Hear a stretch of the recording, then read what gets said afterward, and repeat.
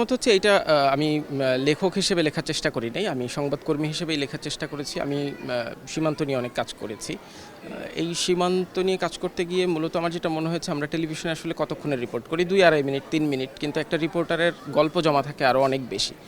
সেই যে গল্পগুলো আমি রিপোর্টে বলতে পারি নাই, সেই গল্পগুলো যেমন স্থান পেয়েছে এবং একটা রিপোর্ট তৈরি করতে গেলে একটা রিপোর্টারের কত রকম প্রতিবন্ধকতার মধ্যে দিয়ে যাইতে হয়, একটা রিপোর্টের পেছনে আরও কতগুলো মানুষ কাজ করে যাদের আমরা কখনোই টেলিভিশনের পর্দায় দেখি না, তাদের গল্পগুলোও আছে।